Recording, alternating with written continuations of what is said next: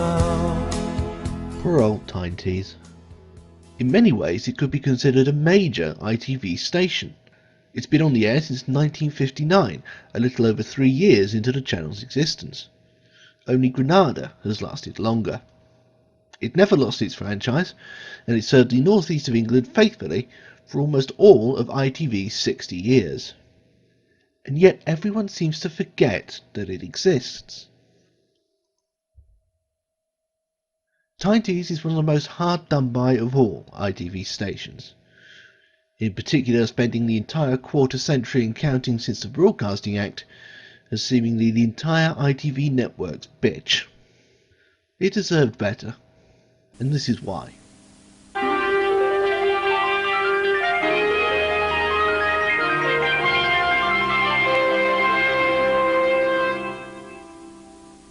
The North East was one of the last places in England to get any TV transmitter in the first place, let alone ITV.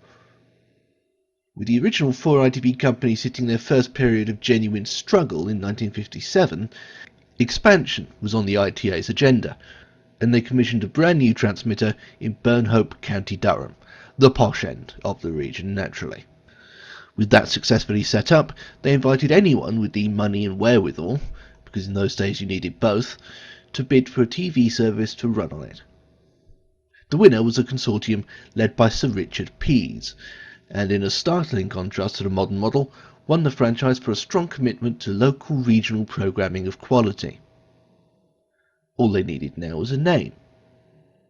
They had bid under the appellation North East England. Fairly simple and obvious, but for some reason the ITA felt that was too vague.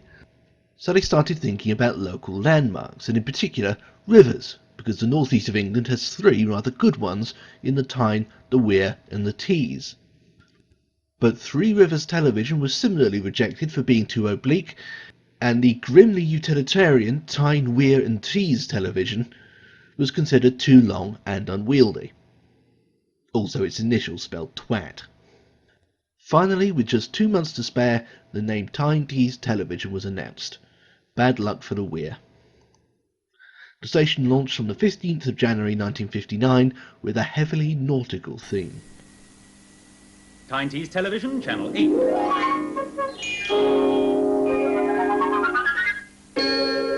That announcement at the start wasn't special or unique, incidentally. It was part of the ident, which must be nearly unique in itself. The tune came from along about the middle 8 of the Tyne Tees theme tune, the Three Rivers Fantasy, finally giving the Weir its due. The fantasy was heard at the start of every day and consisted of the materials of every folk tune you could imagine with a northeastern and or nautical theme, including When the Boat Comes In and of course the national anthem The Bladen Races, combined with the kind of orchestrals you might associate with a Hays Code era Hollywood film.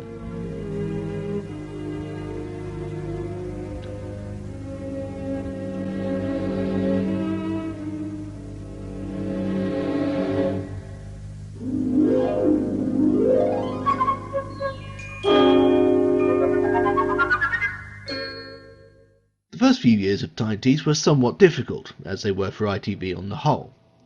5 years into the channel's existence, the government set up the Pilkington Commission to effectively take the pulse of British broadcasting. The resulting report came out 2 years later and was highly critical of the entire ITV network for its lack of intellectual fibre, and singled out for particular criticism was Tyne Tees for its unfortunate habit of skipping the more niche network programming and replacing it with endless imports of Gunsmoke and the like. In other quarters, however, Tyne Tees were praised for being one of the first stations to allow regional accents to be heard on the telly box, albeit inevitably subordinate to the standard BBC English. Well, isn't this government in inflammation getting on everybody's nerves? I'm getting a bit steak for his steak, bun and eighpence, lass, you cannot say it. That wasn't enough to prevent the government from using the Pilkington Report as an excuse to impose a levy on ITV. In other words, a shiny new tax. And with expert timing, a recession happened right after it took effect, putting the entire network up the creek. Among the companies that faced collapse was, you guessed it, Tyne Tees. To save them from total financial ruin, Tyne Tees merged in a quasi-shotgun marriage with Yorkshire Television, with whom they'd been embroiled in an ongoing row over the ownership of the Blissdale transmitter, so two birds were killed with one stone. As discussed in the Yorkshire episode, this was Trident Television. Initially set up as a mere holding company for the purposes of selling airtime on behalf of two stations at once, by 1974 it was a full-blown merger. But let's backtrack a bit.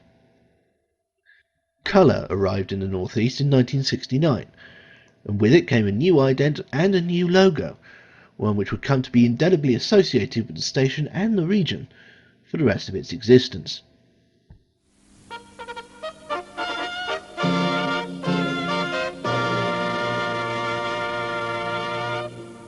The music's a little on the unnecessary side. You're introducing Coronation Street, not declaring war. But the logo is terrific. Simultaneously playful and serious, it seems constantly in motion, or driving lines, and even an arrow formed out of the V. I became briefly obsessed with this thing at the age of 5 when I spent a Christmas in Northallerton, back when just being in a different part of the country was like being abroad, only better because no foreign languages. At the time, I couldn't really figure out what it was supposed to be, because I was dumb. But it reminded me of a drunk British Rail logo. Or a sober British Rail logo, maybe. What was lost was the nautical scene, although of course the Three Rivers fantasy remained, and would do so until Startup was scrapped somewhere in the mid-80s. And I suppose the right-hand side of the logo looks a bit like an anchor, but they never draw attention to it. Without that theme, you could argue that the sense of the logo expressing a specific regional identity was lost too. And perhaps that was true at first, but ultimately the logo was strong enough as a design that it came to sum up the North East on its own, without needing any inherent visual cues in its design. In effect, it became its own icon. It was the same process I described in the Wales episode with reference to the HTV aerial, assuming you didn't skip that bit, or fall asleep.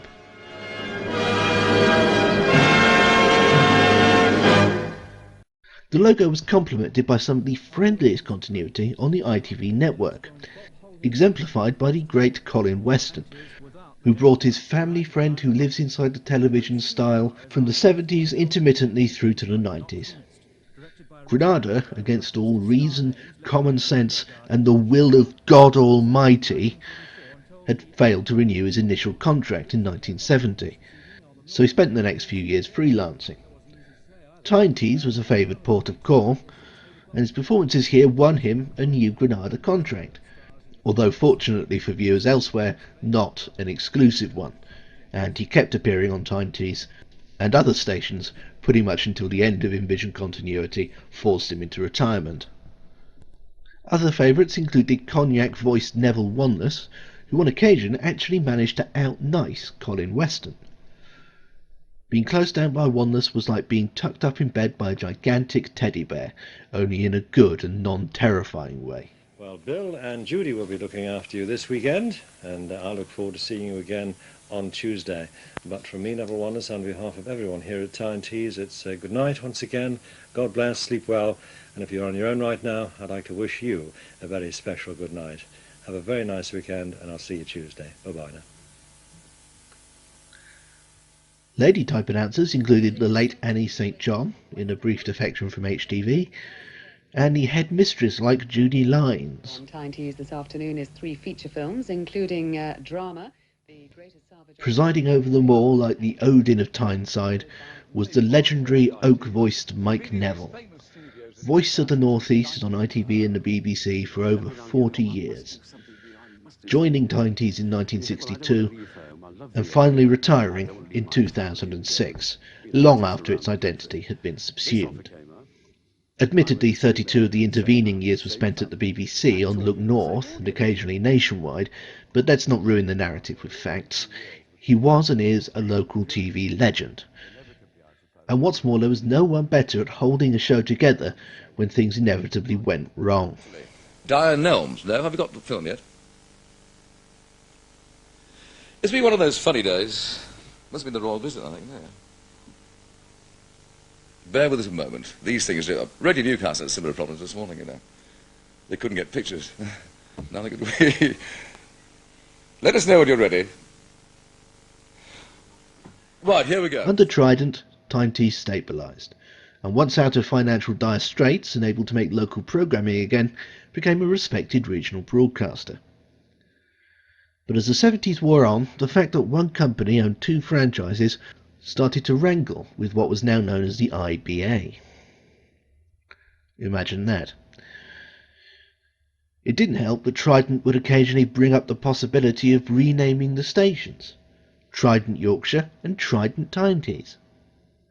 The IBA inevitably told them to knock it off after a while, but Trident kept right on sitting there, absently juggling its two franchises like the ghost of ITV future. Finally, the IBA got sick and tired of them altogether. In the late 70s, ITV's business was by and large booming, unlike the rest of the country.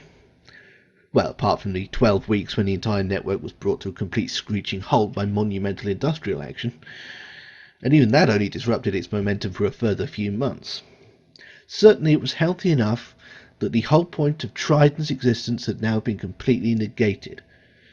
And so when the next franchise review arrived in 1980, the IBA instituted the new and sadly short-lived rule that one company could only own up to 1 1/3's worth of a franchisee.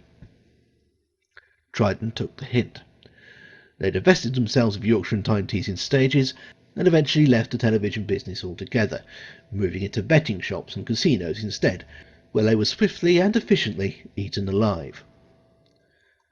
As a footnote, one of the last things Trident had invested in before the demerger was a burgeoning pan-European satellite television broadcaster, which was later sold to a Mr. R. Murdoch for one quid. He proceeded to relaunch the station under the new name of Sky Channel. And now you know the rest of the story. Oh, what tangled webs we weave when first we practice free market capitalism. Anyway, Tyne Tees and Yorkshire were now separate entities again, self-owned and self-directing. Forced demerger aside, they got through the 1980 franchise round with very little trouble, having the previous year introduced an ident somewhat ahead of its time.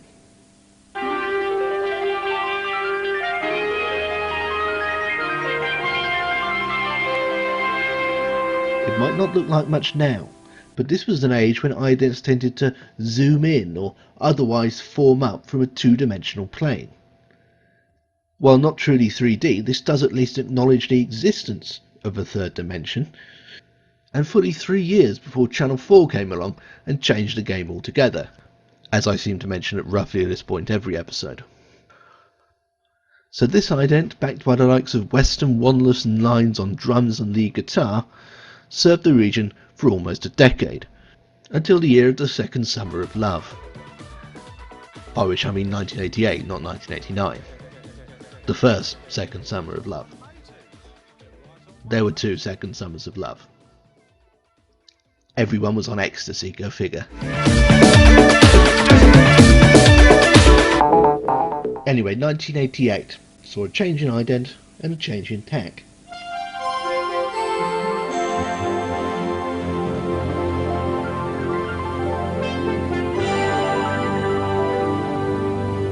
Computer graphics have arrived. Of course, everyone else was using the technology in blatant imitation of Channel 4, flinging chunks of CGI all over the shop.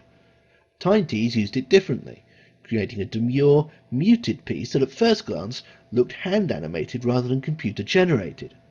This is the one I remember from my visit to Northallerton that Christmas. The polite and non-threatening aesthetic, coupled with the likeable but whisper-thin musical accompaniment, obviously left quite an impression on a child more used to the brass band fanfare of TSW, the haunting synth chords of Jeff Wayne on TVAM, and of course the apocalyptic siren of doom on Channel 4. It marked Tyne Tees out as different, gentle and assuming, not here to take over the world, just here to serve the local area.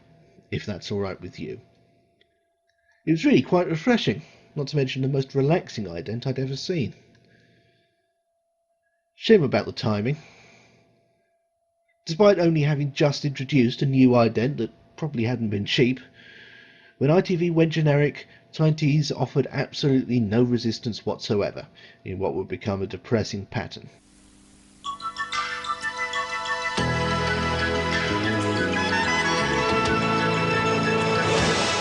As you can see, it doesn't really work. The question of how to properly integrate the TTTV logo into the triangle was given the incorrect answer of who cares.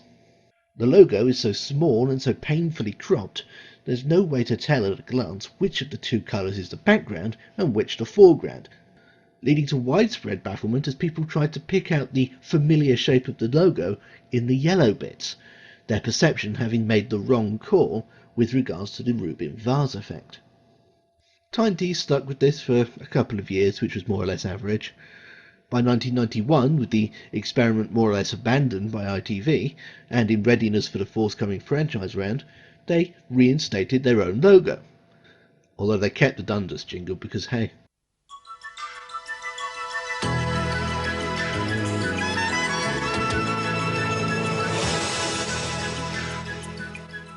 Later on they brightened it up, which actually made it a bit less impressive. Underlit always beats overlit, guys. Of course, that franchise round would end up being kind to almost no one except Carlton and Granada, and Tyne Tees were no exception. They were relatively untroubled in the auction itself. Their sole rival turned out to be a consortium that included a few tendrils of Granada and, of all people, Border. Tyne Tees beat them out easily. In fact, they panicked and overreacted, sending out a bid that turned out to be almost 3 times the size of their rivals, and much higher than the new regulator's ITC actually valued the franchise. In contrast, the biggest station in the network, Central, won their licence back unopposed for an extraordinarily measly £2,000. Despite this, Tyne Tees were ultimately re-awarded the franchise, ridiculous annual fee and all. In a similar situation were their neighbours and former partners Yorkshire, who'd bid £37.7 million for a franchise they could have won for a little over half that. Between them, they were now subject to fees of just shy of £53 million a year, or around $80 million, just to keep broadcasting. The obvious course of action was to join forces once more. With the Broadcasting Act 1990, it was now perfectly acceptable for one company to run 2 franchises, and 2 extant franchisees merging together meant they could get a head start on any outside takeovers, which weren't allowed until 1994. So Yorkshire Tyne Tees happened, and just in case you weren't sure what Tyne Tees' place in the new setup would be, here's that logo again. To celebrate this alliance between Fox and Henhouse, Tyne Tees got a new ident and a new logo, replacing the old British Rail looking thing after 2 decades.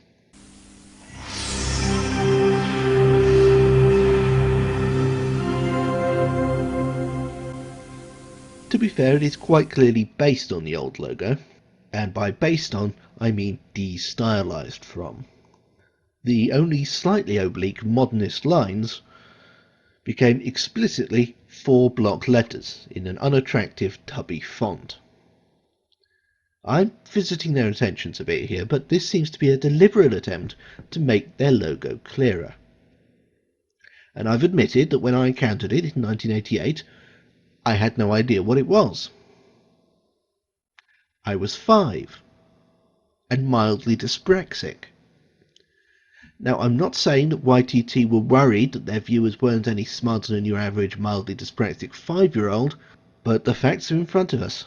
We've gone from Piet Mondrian to Mavis Deacon, Dish-style to no style, neoplasticism to moulded plastic, or at least a computer simulation thereof.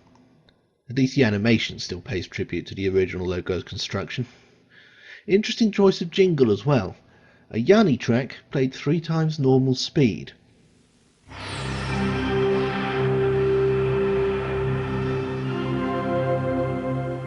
Worse was to come, however. In 1995, YTT got a new chief executive, in the shape of former TVAM despot Bruce Welcome to Television Gyngell.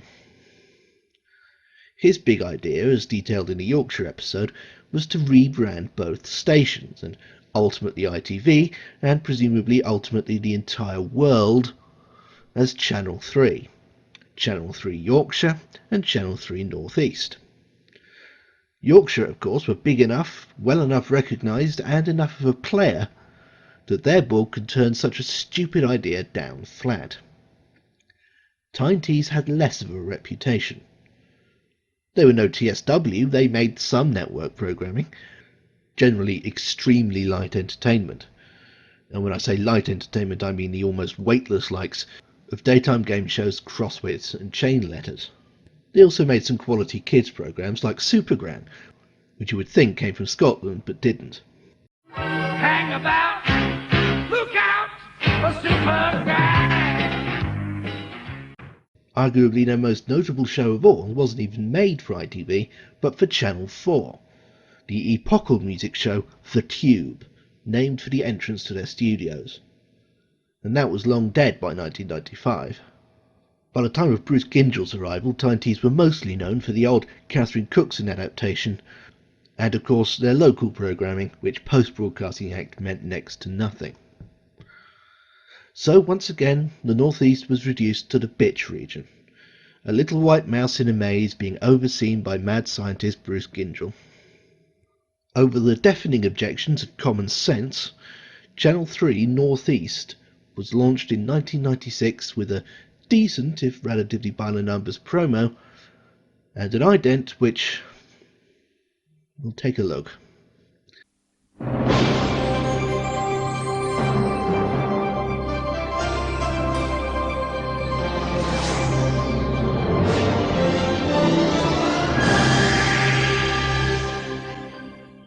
Problematic. In all technical respects it's fine. As part of a show reel it would be promising. It's well put together. But the actual design is perfunctory at best. Rumour has it that it was put together in a couple of afternoons, and you can believe it. Nothing about it stands out. It's pure, generic television. The sort of thing you might have seen in the background of a movie set in the future. I wouldn't buy that for $1, but I think Bruce and Company did. The giant Helvetica 3 really sums the design up in its all-encompassing blandness. It could be a logo for a brand of washing powder for all intents and purposes. And then at the end of it, what's the station called? Channel 3 North East? North East 3?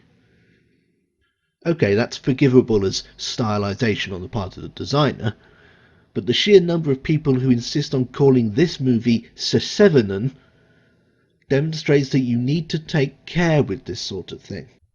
Now hang on a second, it still says Tyne Tees Television at the bottom. If your ident can't even clearly express your channel's name, you need to go back to the drawing board before you put that mess on screen. The announcers also kept calling it Tyne Tees, whether out of confusion, habit, or even defiance. To make the confusion complete, take a look at the production caption. What does that even mean? The final touch is the music, which again isn't inherently bad in itself, but it's bland and it doesn't really fit. Which isn't a surprise, since this is a generic library piece they've grabbed off the shelf almost at random. A bit like the animation and logo itself. The Channel 3 experiment went down like a knee in a sandwich, and Gyngell eventually buggered off back to Australia to support John Howard and eventually die of an inevitable heart attack 3 years later. YTT was sold to Granada, who immediately took the Channel 3 branding and hurled it into the bin where it belonged. The replacement ident wasn't very good, but it was a blessed relief just to see TTTV again.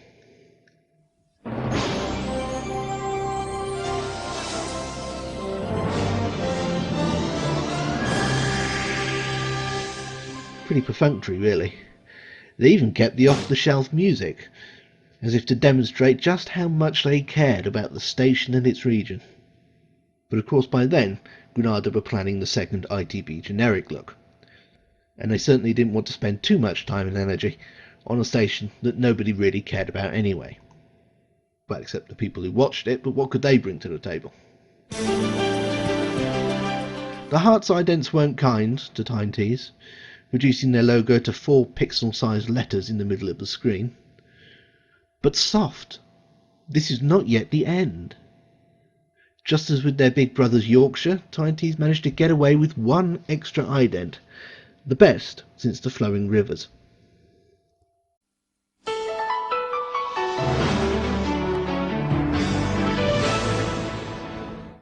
Like its Yorkshire equivalent, this was a special local programming ident for use before North East Tonight and the like.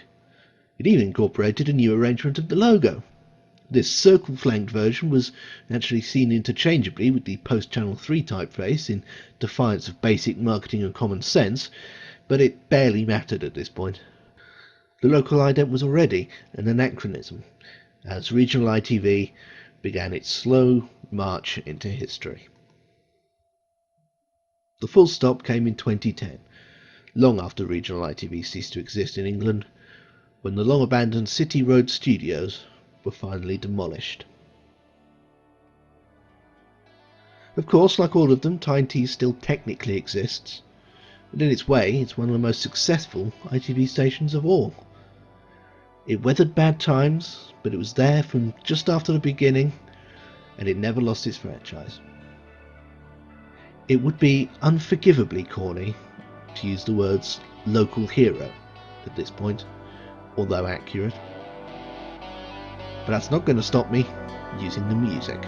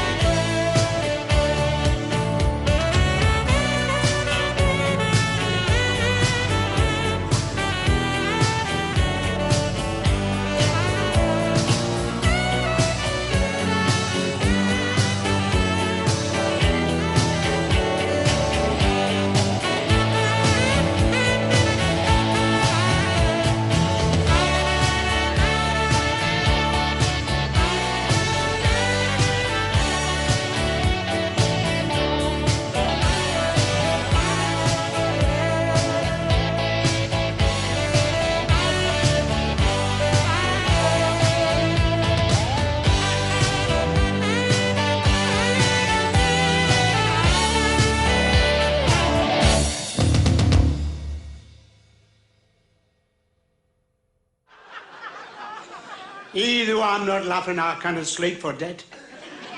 I'm up to there. I wished I was a bit taller.